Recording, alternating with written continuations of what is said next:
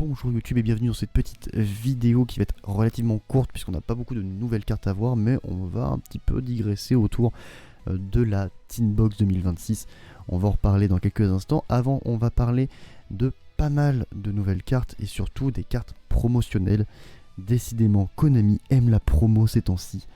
Et on va avoir trois nouvelles cartes promo pour le V-Jump. Le promo V-Jump, voilà, qui aura 3 cartes du manga Yu-Gi-Oh! R, qui sortira d'ailleurs demain, tout simplement. Donc on va commencer avec l'elfe pur sang. L'elfe pur sang, c'est un monstre lumière magicien de niveau 4 lumière, qui a 1800 d'attaque et 1500 de défense. Durant votre main phase, vous pouvez envoyer une magie d'équipement depuis votre deck au cimetière. Cette carte gagne 500 points d'attaque jusqu'à la fin de votre tour. Du tour de votre adversaire, pardon. Vous ne pouvez utiliser cet effet de elfe pur sang qu'une seule fois par tour, encore heureux du reste.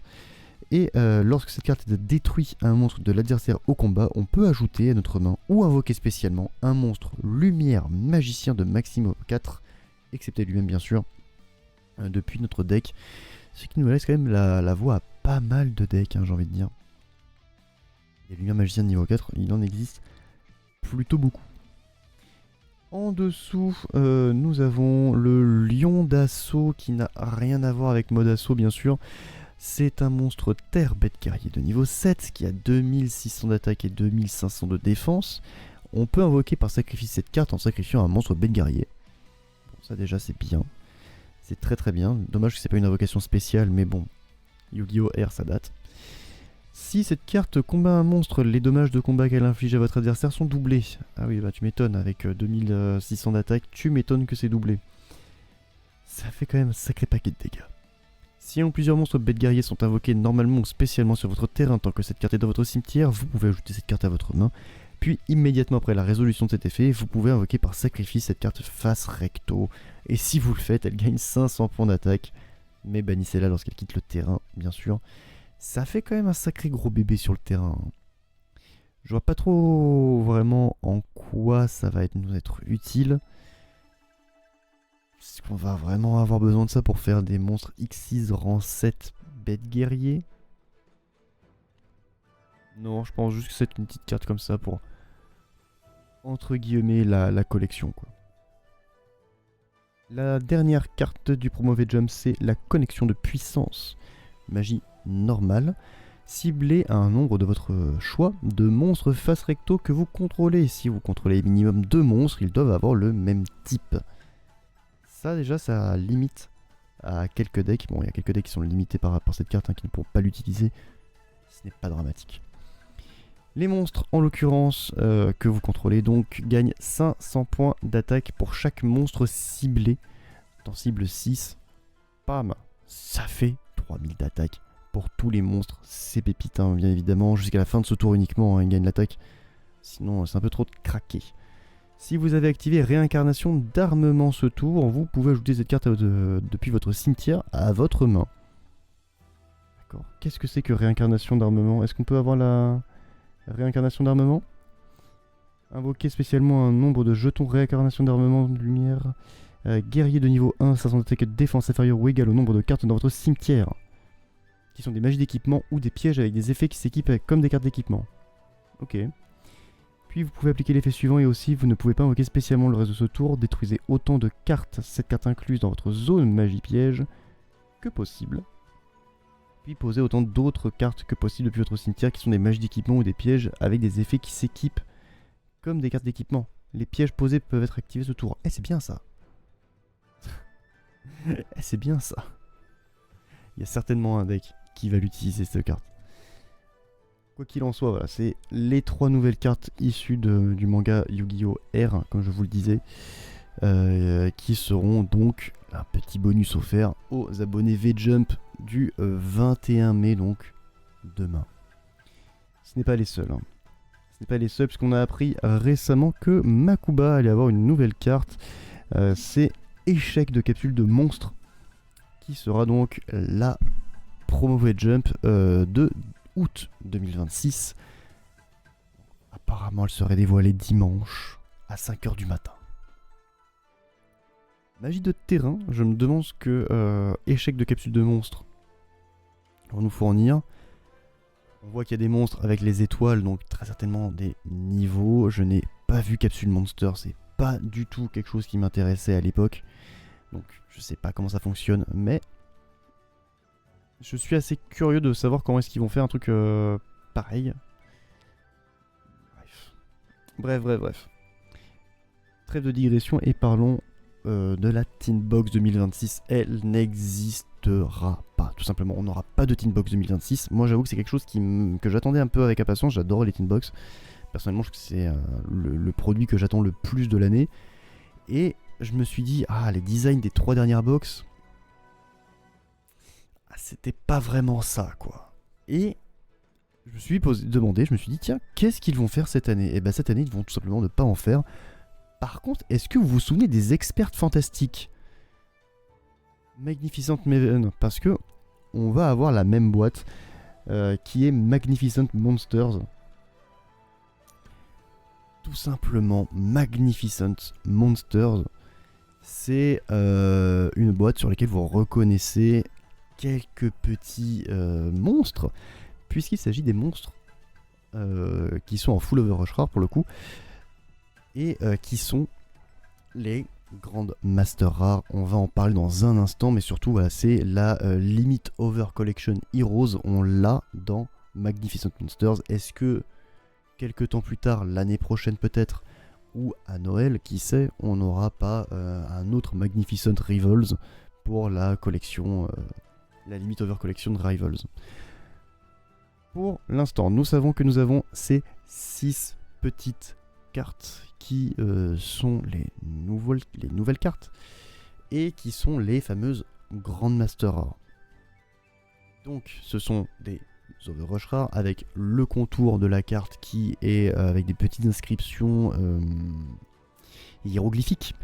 Et en bas à gauche de la carte, vous aurez le numéro de série. Et il y a quelque chose d'hyper important à savoir, c'est que toutes les Grandmaster Rares seront en anglais. Toutes, même si vous ouvrez dans un paquet portugais, français, espagnol, j'en sais rien, elles seront en anglais. Chose assez marrante à savoir, c'est que déjà on aura tout ça. Le problème, c'est ceci. Il va y avoir un total de 1800 Grandmaster Rares pour le côté bleu et le côté rouge. Ce qui veut dire qu'on aura un total de 1800 Grandmaster Rares pour les États-Unis, enfin pour les États-Unis, pour l'Amérique du Nord, l'Amérique centrale, l'Amérique du Sud, tous les Amériques en somme. Mais on aura aussi 1800 Grandmaster Rares dans l'Europe, l'Afrique, le Moyen-Orient et l'Océanie. Ce qui fait que les cartes qui seront notées, parce qu'elles ont une notation différente en Europe, je crois que c'est... Enfin, en Europe, en Occident, c'est qu'elles seront notées numéro tant sur 100 E. En Amérique, ça sera tant sur 100. Ailleurs, ça sera tant sur 100 E. Voilà. Donc on sait qu'il y en aura 100 pour chaque région. Qu'est-ce qu'une région? Est-ce que l'Europe est une région? Est-ce que dans l'Europe il y a plusieurs régions? Est-ce que la France est une région? On sait pas trop. C'est assez flou là-dessus. Mais on sait qu'il y a 18 cartes disponibles en Grandmaster Rare et qu'il y en a 100 de chaque, donc ce qui donne 1800 bien sûr. Le pool A, il y a 20 cartes différentes ultra rares avec et sans Overrush Rare bien sûr, en Starlight, en Overrush Rare pour le coup. Ce sont les 20 cartes qu'on a vues un petit peu plus tôt, d'ailleurs j'ai mis la liste mais je vous laisserai revenir en arrière, faire pause pour les voir. Grosso modo ce sont toutes les nouvelles cartes de... toutes les nouvelles cartes en Overrush Rare de la Limit Over Collection Heroes. On les a déjà vues. Donc voilà. Ça sera donc celle-ci. 18 peuvent être une Grandmaster Rare. Et courage. Courage pour en avoir une. Si jamais vous en avez une, grand bien vous fasse, j'ai envie de dire. Pool B, donc ce sont 8 nouvelles cartes et 12 cartes avec une illustration alternative. 12 altarts. Moi je suis preneur de fou, j'aime beaucoup les altarts.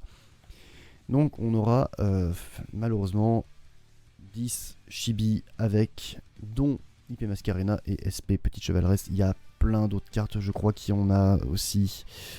Abao qui est dedans. On a le... Plus du tout Gouverneur des Ténèbres aussi qui sera en mode chibi. Je sais pas comment est-ce qu'ils vont faire ça, mais courage. Je le dis, je le répète, les chibis, je contrefou, je trouve ça immonde. Donc, voilà. D'ailleurs, on va en voir dans pas longtemps hein, des chibis. Hein. À mon plus grand regret. Dans le pool C, il y aura donc 40 cartes. Ce sont des rééditions de cartes qui sont en ultra rare, uniquement en ultra rare, pour des cartes qui n'ont été rééditées que en commune. Pourquoi pas? On voit très bien où est-ce qu'ils veulent en venir. Hein. Je vais finir avec le pool D et E, mais on va en revenir. Le D et le E, ce sont juste des rééditions ultra. C'est juste qu'ils ont divisé le pool de 40 cartes en deux pour rendre la RNG encore plus chiante. Pourquoi pas? Pourquoi pas?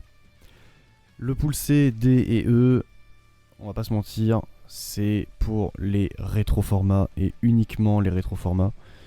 Je doute mais alors très sincèrement qu'ils nous foutent des cartes récentes, comme par exemple des Mitsurugi, qui n'ont été rééditées que en commune. J'ai un énorme doute. Je peux me planter. Hein. Encore une fois, je suis pas un expert, je peux me planter.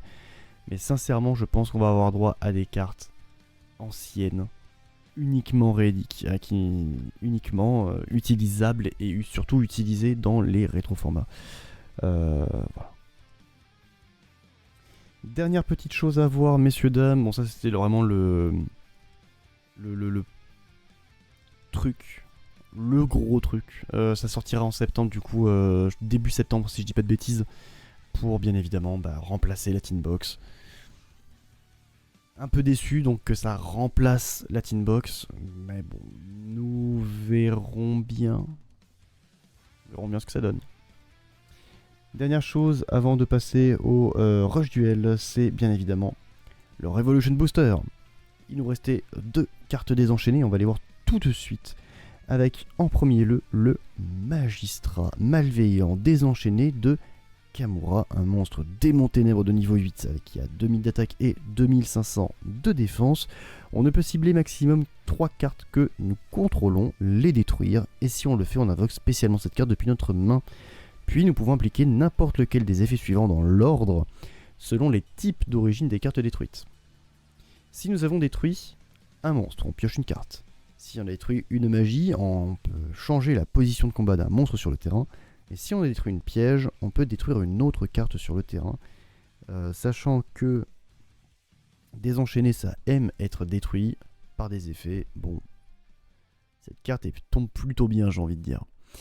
Si cette carte sur le terrain est détruite par un effet de carte, vous pouvez détruire tous les monstres sur le terrain. Une carte qui, somme toute, me paraît plutôt cohérente dans le deck désenchaîné. Je vais le répéter à chaque fois, hein, bien évidemment, mais désenchaîné, je connais si mal, donc je sais pas si cette carte est réellement utile, sachant qu'elle est arrivée, genre, là, il n'y a pas si longtemps. Bonsoir, monsieur Zetsu, j'espère que tu vas bien de ton côté. Donc, oui, cette carte me paraît plutôt normale et logique dans le deck désenchaîné. Il y en a une deuxième, c'est une magie. Magie continue, réincarnation des désenchaînés. Lorsque cette carte est activée, vous pouvez ajouter une magie désenchaînée, donc celle-ci est exclue heureusement, hein, ou une prison de l'abomination depuis votre deck à votre main. Une fois par tour, vous pouvez cibler maximum 3 cartes désenchaînées. La réincarnation désenchaînée, hein, bien évidemment, exclue dans notre cimetière. D'ailleurs, c'est... Ils se sont plantés, hein, c'est soit réincarnation D, soit réincarnation DU. Donc on verra, bien sûr. Mélangez-les dans le deck, puis vous pouvez détruire un